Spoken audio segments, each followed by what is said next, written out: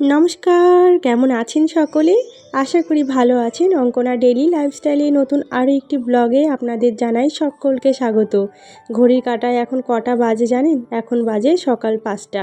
তো যাই হোক, চলুন, বাপের বাড়িতে তো আছি, আর এখানে এসে একটু তাড়াতাড়ি করে ঘুম ভেঙে যায়।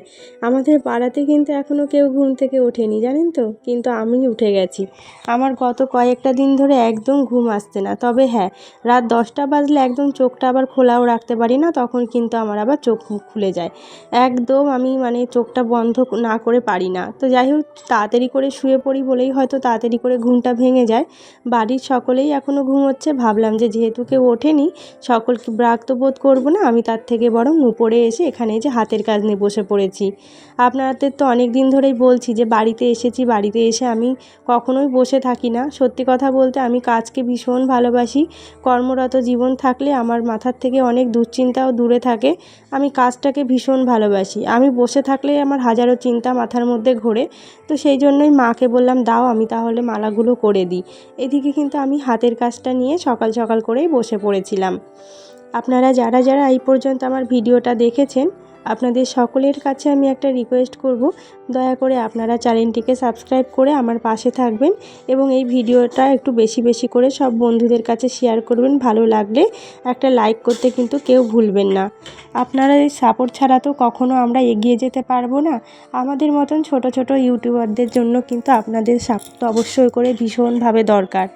তো যাই হোক, চলুন, এখানে কিন্তু গল্প করতে করতে অলরেডি আমার একটা মালাও করা হয়ে গেছে।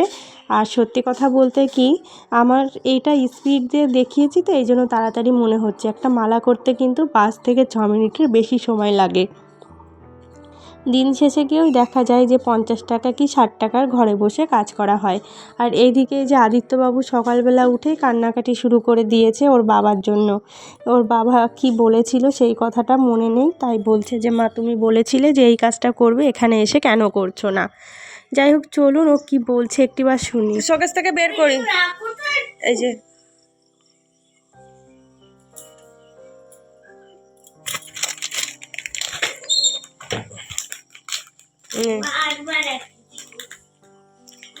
সে যাই হোক, তুমি এক একদিন এক একটা বলবে, সেটা এনে দিতে হবে এর কোনো মানে নেই। সে যেটা এনে দিয়েছে সেটাই নাও। ধরো, কি হলো? ওঠো, অনেকক্ষণ ঘুমিয়েছো বাবা, উঠে পড়ো। সারা রাত ঘুমিয়েছিস, এখন 8টা বাজতে যায়। ওর সূর্য উঠে গেছে কখন। উঠে পড়ো বাবা। যাই হোক, চলুন, এখানে এসে দেখছি মা আর বোন দুজনে মিলে রান্নার প্রস্তুতি শুরু করে দিয়েছে। তো মাকে বলেছিলাম তুমি তাড়াতাড়ি গিয়ে মশলাটা করে ফেলো, আমি আজকে দুপুরবেলা রান্নাটা করব। যাই হোক, চলুন, এইদিকে মা আর বোন রসুন, আদা, পেঁয়াজ, রসুন সমস্ত কিছু আলু টালু করে রেডি হচ্ছে। আর আমি সবেমাত্র কিন্তু ওপর থেকে নিচে এসেছি। আর চুলটাকে আজকে অনেক দিন বাদে ঝুটি করেছি, জানেন, এত বীভৎস গরম। আর এই দেখুন, এখানে মা কত আম এক জায়গায় করে রেখেছে। এই আমগুলো সবই আমাদের গাছের আম, কিছু আবার পিসি বাড়ি থেকে পিসি পাঠিয়েছিল। এত পরিমাণে এখানে আম, শুধু মনে পড়ছে আশুর কথা। কেন বলুন তো, আশু আম খেতে এত ভালোবাসে, মনে হচ্ছে বাড়ির কাছে যদি থাকতো টুক করে গিয়ে কেটে কেটে ওর মুখের কাছে গিয়ে দিতাম। ভারী মিস করছি, যখনই আম মুখে দিচ্ছি তখনই ওর কথা শুধু মনে পড়ছে। আম খেতেও ইচ্ছে করছে না, জানেন, যদিও বা আমি খুব একটা তো আম খেতে ভালোবাসি না, তো আপনারা জানেনই, আপনাদের অনেক বলেছি। সেই জন্য আম খেতেও ইচ্ছে করছে না, আর ওই মানুষটার কথা যখনই মনে পড়ছে একদমই আম মুখে দিতে ইচ্ছে করছে না। এখানে যে আদিত্যবাবু দুষ্টুমি করছে, আর বোন সকাল সকাল করে ভেজে নিয়ে এসেছিল আজকে পকোড়া। আজকে দুপুরবেলা যেহেতু চিকেন রান্না হবে, তো সেখান থেকেই কিছু চিকেন নিয়ে সলিড পিসগুলো নিয়ে ও আবার এখানে পকোড়া ভেজে নিয়ে এসেছিল। তো যাই হোক, বোন আবার বলছে, দিদি নাও, তুমি আগে খাও, তারপরেই আমরা খাবো। সত্যি কথা বলতে কি জানেন তো, ছোট বোন থাকলে কিন্তু এই আদরটা অবশ্যই করে বড় দিদিদের হয়। আর আমি যেহেতু খুব একটা বাপের বাড়িতে আসি না, আমার বাড়িটাও কিন্তু খুব একটা দূরে নয়, তবে আমি যেহেতু থাকি কর্মসূত্রে পূর্ব মেদিনীপুর, সেই জন্য আমার কিন্তু খুব একটা এখানে আসা হয় না। যখন আসি বাপের বাড়ির থেকে কিন্তু খুব আদর যত্নই পেয়ে আমি তবে যাই। আর হ্যাঁ, আপনাদেরকে তো দেখিয়েছি যে আমার নতুন একটা বাড়ি হচ্ছে, সেখানেও কিন্তু বেশ খানিকটা দূর, আমার হয়তো প্রত্যেক দিন আসাও হবে না। তো যাই হোক, আমি কিন্তু সেই জন্য আমার যখন আসি আমার বোন কিন্তু আমাকে খুব যত্ন করে। আর আমার বোনের সঙ্গে আমার এমনিতেও ভীষণ মিল। যাই হোক চলুন, এখন কিন্তু পকোড়া খাওয়া দাওয়া করার পরে সকলে মিলে একটু আড্ডা দেওয়ার পরে আমি সোজা চলে এসেছি এখানে রান্না করতে। চিকেনটা আগে বসিয়ে দিয়েছি, চিকেনটা রান্না হওয়ার পরে তারপরে বাদবাকি সমস্ত রান্নাবান্নাগুলো করব। চিকেনটা সত্যি কথা বলতে কি রান্নাটা খুবই ভালো হয়েছিল, যদিও বা আমি রান্না খুব একটা ভালো করতে পারি না। তবে মাকে বললাম যেহেতু তুমি রোজ দিন রান্না করো, আজকে বরং তোমার ছুটি, আজকে আমি রান্নাটা করে দিই। তো সেই কারণে কিন্তু এখানে রান্নাবান্নাটা আমি কমপ্লিট করে নিয়েছিলাম। রান্না করা হয়ে যাওয়ার পরে মা কিন্তু বসেছে এখানে এই যে সমস্ত কিছু গোছগাছ করতে। এবার আপনাদেরকে একটা কথা বলি, আমাদের রান্নাঘর কিন্তু কাকির একটা আছে, ঠাকুমার একটা আছে, আমাদের একটা আছে। এটা হচ্ছে আমাদের কাকিদেরটা ভেতরে আছে, ঠাকুমাদেরটাও আলাদা আছে। এই বাড়িতে 3টে টোটাল মিলে রান্নাঘর। আপনাদের সঙ্গে আমি শেয়ার করতে পারি না, যেহেতু বাড়িতে সব সময় লোকজন টুকটাক করে আসতেই থাকে। আমার ঠাকুরদাদা যেহেতু কাগজপত্র ফর্ম ফিল আপের কাজ করে, সেই কারণে বাড়িতে কিন্তু অল টাইম লোকজন আসতেই থাকে। এখানে এই যে পেঁয়াজের পকোড়া করেছিলাম, কুমড়ো ফুলের ভাজি করেছিলাম, কুমড়ো ভাজা করেছিলাম, লঙ্কা ভাজা করেছিলাম, সমস্ত কিছু থালায় সাজানো আছে। তারপরে আমি সোজা চলে এসেছিলাম কিন্তু আমার বাড়িতে। তো আজকে আবার এসেছি, আজকে একটু দরকারে এসেছি। মা এই যে কিছু বীজ দিয়ে দিল, এখানে যে কুমড়োর বীজ দিয়েছে, আমের বীজ দিয়েছে, এগুলো আজকে আমি লাগাতে এসেছি। অ্যাকচুয়ালি কি হয়েছে বলুন তো, এখন থেকে যদি একটু একটু করে গাছ না লাগাই, তখন আমি যখন বাড়িতে আসবো তখন তো এই গাছগুলো অনেকটাই ছোট থাকবে। তো এই জন্য এখনই গাছগুলো লাগাবো। আর আমার পেছনে যে মানুষটা হয়েছে, আমি ক্যামেরার সামনে কথা বলছি, ও মোটামুটি এসে এসে পুরো পাগল হয়ে যাচ্ছে। যাই হোক, আর এত গরম লাগছে বাড়ি থেকে আসার পরে। জল খাও। হ্যাঁ জল খাও। হ্যাঁ, জলটা একটু খেতে হবে। ভাবিস তুই ফ্রিজের থেকে জলটা নিয়ে এসেছিলি। হ্যাঁ, তুমি তো ছোট বোতলে নিয়ে আসতে গেছিলে তখন। কবে যে আসবো এই বাড়িটাতে, শান্তি। কি সুন্দর হাওয়া, পুরো খোলা মেলা পরিবেশ। না আসা পর্যন্ত এখানে কোনো কিছু শান্তি নেই। দেখুন কাজের ছেলে কাজ করতে লেগে গেছে বাড়িতে এসেই, যার বাড়ি সে কাজ করতে এখন ব্যস্ত। এই রুমটাতে আমরা থাকবো এসে, এই রুমটাই আপাতত কমপ্লিট করব। কমপ্লিট বলতে শুধু এই মেঝেটা করব, দেখা যাক কি হয়, করে তারপরে ঢুকে পড়বো মাটি টাটি। না, এই রুমটাতে হাওয়া বেশি। এই হাতে লাগবে, হাতে লাগবে বাবা।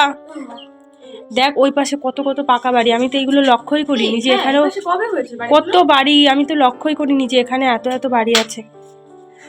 এখানে যে এত বড় পাড়া হয়ে গেছে আমি লক্ষ্যই করিনি।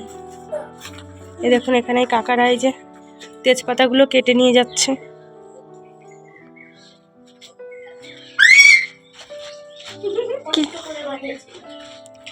আমি কষ্ট করে একটু ভেঙে দিই।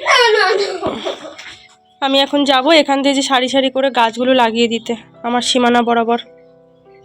বাড়িতে এসে দেখি যে আমার বাড়িটা একেবারে জঙ্গল হয়েছিল, সেই জন্য জঙ্গলগুলোকেও কিন্তু আজকে পরিষ্কার করে দিলাম। দেখতেই পাচ্ছেন এই গাছগুলো কী গাছ আমি ঠিক জানি না, তবে একেবারে জঙ্গল হয়ে পড়েছিল। তো সেটাকে আমি না, আমার না সত্যি কথা বলতে কি যতই আমি এই বাড়িতে এখনও না আসি, জানি না কেন এই বাড়িটার উপরে আমার একটা অন্যরকম টান এসে গেছে। একেবারেই ভালো লাগে না, বাপের বাড়িতেও থাকতে ভালো লাগে না, কোয়ার্টারে থাকতেও ভালো লাগে না, এরকম ফাঁকা নির্ঝুম জায়গায় কিন্তু আমার বেশি ভালো লাগে। তো সেই জন্য কিন্তু তাড়াতাড়ি করে এসে পাশে একটা ননদ আছে, সেই ননদের বাড়ির থেকে একটা দাও নিয়ে এসে আমি ঝটপট করে জঙ্গলটাকে, ঘরের সামনে জঙ্গলটাকে অ্যাটলিস্ট পরিষ্কার করে দিচ্ছি। তো যাই হোক চলুন, ভীষণ কষ্ট হয়ে গেছে।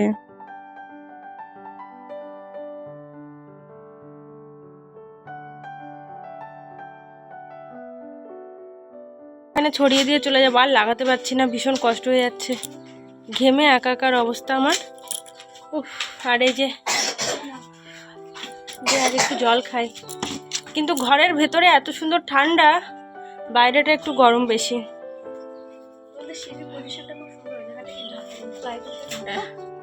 প্লাইউড না হলে গেঁথে দিতে হবে বা কোনো কিছু একটা করতে হবে, দেখা যাক দেখি কি হয়। যাই হোক চলুন বাড়ির দিকে এখন যাব, তারপরে গিয়ে চান টান করবো। খাওয়া দাওয়া করে এসে এই যে একটু বসছি। দুপুরবেলা মা সকালে তো আমিই রান্না করেছিলাম, তো দুপুরে ওটা দিয়েই খাওয়া দাওয়া আমরা করলাম। মা গিয়েছিল আজকে মালার কাজগুলোকে জমা দিতে, আর এইদিকে আবার নতুন মালও নিয়ে এসেছে। চলুন আপনাদেরকে একটুবার দেখাই যে মালা কেমনভাবে আমাদের দেয়, আমরা কীভাবে সেগুলোকে গুছিয়ে আবার নতুন করে মালা করি। এই দেখুন এখানে মালা নিয়ে এসেছে, দেখুন। আর এই যে মালা কেমনভাবে আমাদের দেয়, আমরা কীভাবে সেগুলোকে গুছিয়ে আবার নতুন করে মালা করি। এই দরজাটা ভেঙে ফেলবে কেমন যেন। আর এখানে এই যে মালার পুঁথিগুলো এইভাবে প্যাকেট করে দেয়, এইভাবে এই যে প্যাকেট করে দেয়, আমাদের সেগুলোকে গুছিয়ে গুছিয়ে নিতে হয়। আমার বোন এই যে এখানে লকগুলোকে গুছিয়েছে, এখানে পুঁতি, দেখুন এই পুঁতিগুলোকে দেখে মনে হচ্ছে না বাবা ব্ল্যাক ডায়মন্ড। কেউ যদি একটু দিত আমাকে এরকম একটা গিফট করতো, নেই ভাগ্যে কপালে এই সমস্ত। सपना देखना अच्छी बात है। হ্যাঁ, আর এই যে এখানে এই যে গোছানো হচ্ছে, ও মালগুলো গোছাচ্ছে, আমিও বসে বসে জ্ঞান দাও। যাই হোক চলুন, আমি এখন ওর সঙ্গে একটু হেল্প করি, তারপরে গিয়ে একটুখানি ঘুমোবো, আর পাচ্ছি না, একটু ঘুমোবো। যাই হোক চলুন, এখানে কিন্তু এই যে পুঁথিগুলোকে ছাড়িয়ে নিচ্ছি, এইভাবেই পুঁথিগুলোকে আগে ছাড়িয়ে নিয়ে তারপরে কিন্তু মালাগুলোকে করতে হয়। আজকের ভিডিওটা এই পর্যন্তই রাখছি। সকলে ভালো থাকবেন, সুস্থ থাকবেন, আর ভিডিওটা কেমন লাগলো অবশ্যই কিন্তু কমেন্ট বক্সে লিখে যাবেন। ভালো লাগলে একটা লাইক এবং শেয়ার করতে কেউ ভুলবেন না, পাশে থাকবেন।